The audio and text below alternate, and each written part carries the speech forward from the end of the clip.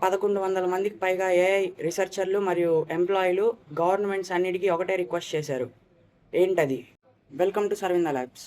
మొన్న జరిగిన ChatGPT incident దగ్గర నుంచి చాలా కంపెనీలు లైక్ గూగుల్, మెటా, క్లాడ్ వీటన్ని ఇంకా చాలా కంపెనీల్లో నుంచి ఎంప్లాయీలు మరియు ఏఐ రీసెర్చర్లు అందరూ కలిసి గవర్నమెంట్స్‌కి రిక్వెస్ట్ చేశారు. అదేంటంటే ఇప్పుడుండే ఏఐ టెక్నాలజీ దాని రీసెర్చ్‌ని అంటే ఇప్పుడు కొత్తగా క్లాడ్ వాళ్ళు అడ్వాన్స్‌మెంట్స్ ఏఐలో తీసుకొస్తున్నారు గదా! అలాగా వాళ్ళు రీసెర్చ్ చేస్తారు బ్యాక్ ఎండ్‌లో. అలాంటి రీసెర్చ్ అన్నిటిని చాలా స్పీడప్ చేస్తుంది ఇప్పుడుండే ఏఐ. దానివల్ల ఫ్యూచర్‌లో సైబర్ సెక్యూరిటీ కన్సర్న్స్ ఇంకా చాలా ఏఐ వల్ల ఇష్యూస్ వస్తాయి గదా!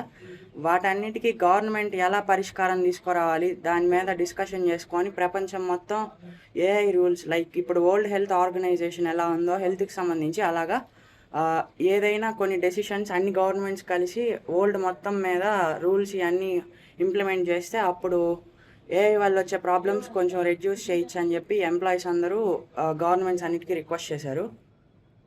ఇది ఈరోజు న్యూస్. ఇలాంటి కొత్త న్యూస్లు తెలుసుకోవాలంటే ఛానల్ని ఫాలో అవ్వండి. అలాగే మీకు ఏదైనా న్యూస్లు కావాలన్నా టూల్స్ కావాలన్నా కింద కామెంట్ సెక్షన్లో చెప్పండి. నా పేరు రాఘవేంద్ర. Thank you.